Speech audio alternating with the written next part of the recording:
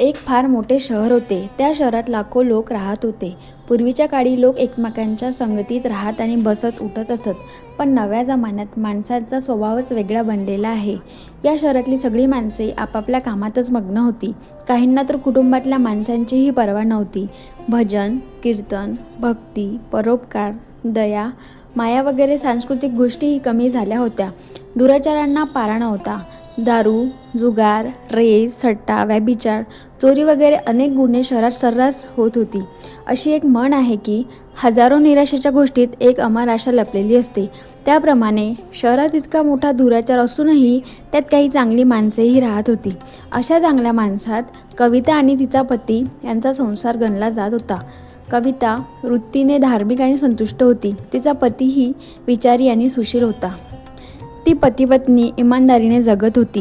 ती कधी कोणाची निंदा नाराजगी करत नसत आणि ईश्वरभक्तीत सुखाने कालक्रमणा करीत असत. आदर्श असा त्यांचा संसार होता आणि शहरातले लोक त्यांच्या संसाराच्या जीवनाची स्तुतीही करत होते. कविताचा संसार याप्रमाणे सुखात चालला होता. पण म्हणतात ना, कर्मगती काही निराळीच असते. विधात्याचा लेख कुणी वाचू शकत नाही. माणसाचे भाग्य एका घडीत राजाचा रंक बनवते आणि रंकाचा राजाही बनवते. न जाणो कविताच्या पतीला मागील जन्माचे कर्मफळ भोगण्याचे कदाचित बाकी असेल. त्यामुळे त्याला वाईट संगत लागली. संगतीचा परिणाम म्हणून एका रात्रीत कोट्याधीश होण्याची स्वप्ने तो पाहू लागला. भलत्याच धंद्यात तो पडला आणि करोडपती होण्याऐवजी रोडपती झाला. रस्त्यातील भिकाऱ्याप्रमाणे त्याची हालत झाली. शहरात दारू, जुगार, सट्टा, रेस, चरस, गांजा वगैरे वाईट सवयी लागलेल्या होत्या. कविताचा पती त्याला दारूचे व्यसन जडले.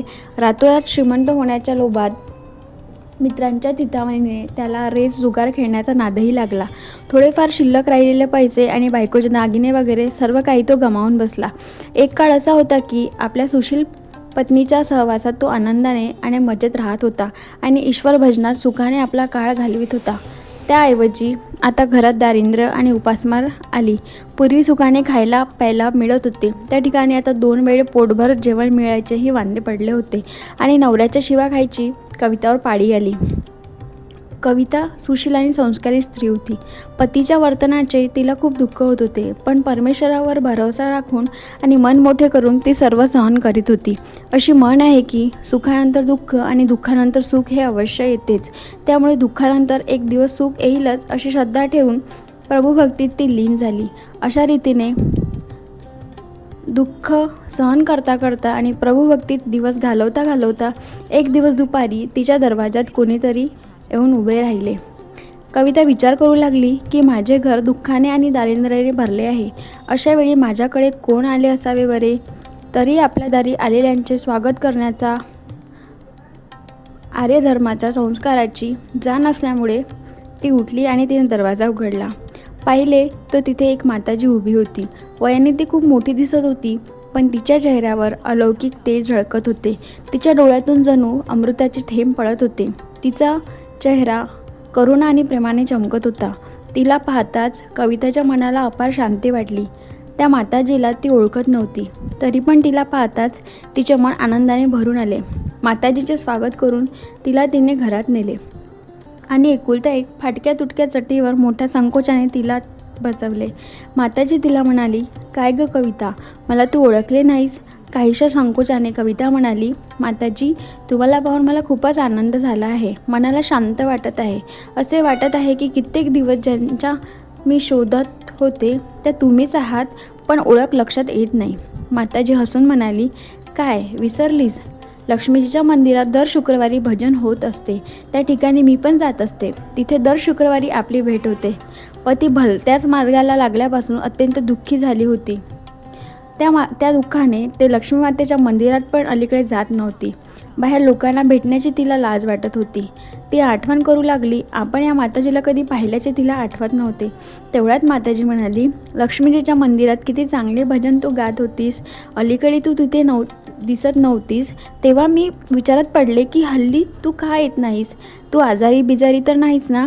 असा विचार मनात येऊन खबर काढण्याकरता मी आले. माताजीच्या या अत्यंत प्रेमळ शब्दांनी कविताचे हृदय भरून आले. तिच्या डोळ्यात अश्रू उभे राहिले. माताजीच्या समोर ती हुंदके देऊन रडू लागली. हे पाहिल्यावर माताजी तिच्या जवळ गेली आणि तिच्या पाठीवर हात फिरून तिचे सांत्वन करू लागली.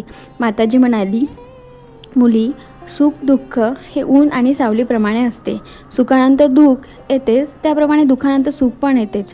तू मनात धीर धर आणि तुझे दुःख मला सांग.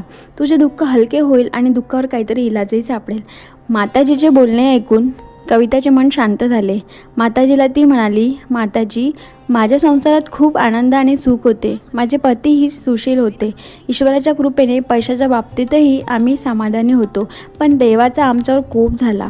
माझ्या पतीला वाईट संगत जडली. त्या संगतीत दारू, जुगार, रेस, सट्टा, चरस, गांजा वगैरे वाईट सवयी वर जाऊन त्याने सर्वनाश करून घेतला आणि रस्त्यावरच्या भिकाऱ्यासारखी आमची स्थिती झाली.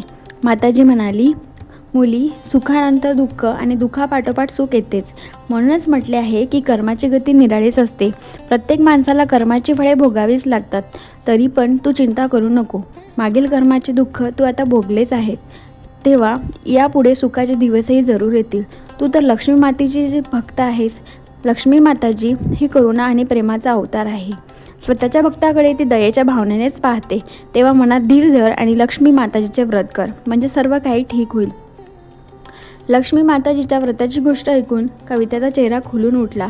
तिने विचारले, माताजी, लक्ष्मी मातेचे व्रत कसे करतात ते मला सांगा.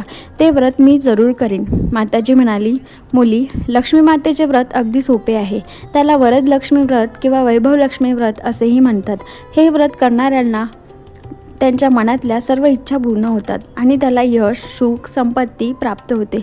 असे म्हणून माताजीने वैभव लक्ष्मी व्रताचा विधी सांगण्यास सुरुवात केली. मुली, वैभव लक्ष्मी व्रत तसे साधेसुधे व्रत आहे, परंतु अनेक लोक हे व्रत चुकीच्या पद्धतीने करतात. त्यामुळे त्याचे फळ त्यांना मिळत नाही. अनेक लोक सांगतात की सोन्याच्या दागिन्याची हळद कुंकू लावून पूजा केली की ते व्रत झाले, पण तसे नाही. व्रत हे नेहमी विधीपूर्वक आणि शास्त्रोक्त पद्धतीनेच केले पाहिजे, तरच त्याचे फळ मिळते. सोन्याच्या दागिन्याची पूजा करूनच जर फळ मिळाले असते तर सगळेच जण आज लखपती झाले असते. खरी गोष्ट अशी आहे की सोन्याच्या दागिन्याची विधीपूर्वक आणि शास्त्रोक्त पद्धतीने पूजा केली पाहिजे. व्रताचे उद्यापन विधीपूर्वक आणि शास्त्रोक्त पद्धतीनेच केले पाहिजे, तरच वैभव लक्ष्मी व्रत याचे फळ आपल्याला मिळते. हे व्रत दर शुक्रवारी करायचे असते. व्रत करणाऱ्याने स्नान करून स्वच्छ कपडे घालायचे आणि मनातल्या मनात जय लक्ष्मी माता, जय लक्ष्मी माता असा जप करायचा. कोणाची निंदा करायची नाही. दिवाबत्तीच्या वेळी हातपाय धुवून एक पाट ठेवून त्यावर पूर्वेला तोंड करून बसावे. समोर एक पाट ठेवावा. त्यावर धुतलेला एक स्वच्छ रुमाल अंथरावा. त्यावर तांदळाची लहानशी रास करावी. त्या राशीवर तांब्याचा लोटा पाणी भरून ठेवावा. लोट्यावर एका वाटीत एखादा सोन्याचा दागिना ठेवावा. सोन्याचा दागिना नसेल तर चांदीची एखादी वस्तू ठेवली तरीही चालेल आणि तीही नसली तर 1 रुपयाचे नाणे ठेवले तरीही चालेल. नंतर तुपाचा दिवा करून उदबत्ती लावावी. लक्ष्मी मातेची अनेक रूपे आहेत. लक्ष्मी माता श्रीयंत्रानेच संतुष्ट होते. तेव्हा लक्ष्मी व्रत करणाऱ्याने प्रथम श्रीयंत्राचे आणि लक्ष्मी माताच्या विविध स्वरूपाचे अंतःकरणपूर्वक दर्शन करावे. त्यानंतर हळद कुंकू लावून पूजा करावी व लाल रंगाचे फूल वाहावे. सायंकाळी घरी बनवलेली एखादी गोड वस्तू प्रसादाकरता ठेवावी. ती बनवली नसेल तर गूळ किंवा साखरही चालेल. त्यानंतर आरती करावी आणि अंतःकरणपूर्वक 11 वेळा जय लक्ष्मी माता असा जप करावा. नंतर प्रसाद वाटावा. त्यानंतर वाटीतील दागिना किंवा रुपया काढून घ्यावा. लोट्यातील पाणी तुळशीच्या कुंडात सोडावे आणि तांदूळ एका वाडक्यात पक्ष्यांना घालावे. अशा रीतीने हे व्रत केल्याने त्याचे फळ अचूक मिळतेच. त्या व्रताच्या प्रभावाने सर्व प्रकारची दुःखे दूर होऊन भरपूर धनलाभ होतो. मूल नसेल तर मूल होते. सौभाग्यवती स्त्रीचे सौभाग्य अखंड राहते आणि कुमारिकांच्या इच्छा सफल होतात. हे ऐकल्यावर शीला अत्यंत खुश झाली. ती माताजीला म्हणाली, माताजी, तुम्ही मला वैभवलक्ष्मी व्रताचा जो विधी सांगितला तो मी जरूर करेन, पण हे व्रत किती वेळा करायचे आणि त्याचे उद्यापन कसे करायचे हे कृपा करून मला सांगा. माताजी म्हणाली, अनेक लोक सांगतात की हे व्रत कसेही करावे, पण हे बरोबर नाही. लक्ष्मी व्रत हे लक्ष्मी मातेचे व्रत आहे. ते 11 किंवा 21 शुक्रवार करायचे असते. जितक्या शुक्रवारांचा आपण संकल्प केला तितके शुक्रवार हे व्रत करायचे. व्रताच्या शेवटच्या शुक्रवारी शास्त्रोक्त विधीप्रमाणे व्रताचे उद्यापन करायचे. शेवटच्या शुक्रवारी दर शुक्रवारी करतो त्याप्रमाणे पूजाविधी करून नारळ ओवाळायचा. पण त्या दिवशी खिरीचाच प्रसाद करायचा. त्यानंतर 7 कुमारिका किंवा सुवासिनी स्त्रियांना हळद कुंकू लावावे आणि भेट म्हणून वैभवलक्ष्मी व्रताची एक पुस्तिका आणि खिरीचा प्रसाद द्यायचा. नंतर धनलक्ष्मी स्वरूप वैभवलक्ष्मी स्वरूप माताजींच्या फोटोला वंदन करायचे. लक्ष्मी मातेचे हे स्वरूप वैभव प्रदान करणारे आहे. मातेला वंदन केल्यानंतर मनोमन प्रार्थना करायची की हे धनलक्ष्मी माता, मी अंतःकरणपूर्वक वैभवलक्ष्मी व्रत केले आहे. माझे कल्याण कर, माझ्या इच्छा पूर्ण कर. निर्धनांना धन दे, निसंतांना संतान दे, सौभाग्यवतीचे सौभाग्य अखंड राहो. कुमारिकांच्या इच्छा पूर्ण कर, तुझे व्रत करणाऱ्यांना सुख दे आणि आम्हा सर्वांना सुखी कर. असे बोलून लक्ष्मीमातेच्या धनलक्ष्मी स्वरूपाला वंदन करून आशीर्वाद घ्यावा. माताजीच्या मुखाने वैभवलक्ष्मी व्रताचा विधी ऐकल्यावर कविताने डोळे मिटले आणि त्या क्षणी मनातल्या मनात संकल्प केला की मी पण माताजीच्या सांगण्याप्रमाणे विधीपूर्वक आणि शास्त्रोक्त पद्धतीने 21 शुक्रवार वैभवलक्ष्मी व्रत करीन आणि शास्त्रोक्त विधीने त्याचे उद्यापन करीन. मनात संकल्प केल्यावर कविताने जेव्हा डोळे उघडले तेव्हा समोर कोणी नव्हते. तिला आश्चर्य वाटले की माताजी कुठे गेली. ती माताजी दुसरी कोणी नसून साक्षात लक्ष्मी माताच होती. कविता लक्ष्मी मातेची भक्त होती. तेव्हा आपल्या भक्ताला मार्ग दाखवण्याकरता लक्ष्मी माता त्या माताजीचे रूप घेऊन कविताकडे आलेल्या होत्या. दुसऱ्या दिवशी शुक्रवार होता. सकाळी स्नान करून मनातल्या मनात जय लक्ष्मी माता असं श्रद्धापूर्वक कविता जप करू लागली. दिवसभरात कोणाचीच निंदा नालस्ती केली नाही. संध्याकाळ होऊन दिवे लागल्यावर हातपाय धुवून कविता पूर्वेकडे तोंड करून बसली. पूर्वी घरात सोन्याचे दागिने पुष्कळ होते, पण वाईट संगतीच्या नादी लागून तिच्या पतीने ते सर्व गहाण ठेवले होते. मात्र नाकातली चमकी अजूनही शिल्लक राहिली होती. ती काढून तिने वाटेत ठेवली. समोर पाटावर रुमाल पसरून त्यावर एक तांदळाची लहानशी राज केली. तिच्यावर पाणी ठेवलेला तांब्याचा लोटा ठेवला. त्यावर चमकी असलेली एक वाटी ठेवली. नंतर माताजीने जो विधी सांगितला होता त्याप्रमाणे तिने वैभवलक्ष्मी व्रत केले. घरात खडी साखर होती, तिचा तिने प्रसाद केला. पतीला जेव्हा तो प्रसाद तिने दिला त्या क्षणापासून त्याच्या स्वभावात फरक पडू लागला. त्या दिवशी पतीने तिला मारझोड केली नाही. तिला खूप आनंद वाटला. पूर्ण श्रद्धेने आणि भक्तीने तिने 21 शुक्रवार वैभवलक्ष्मी व्रत केले.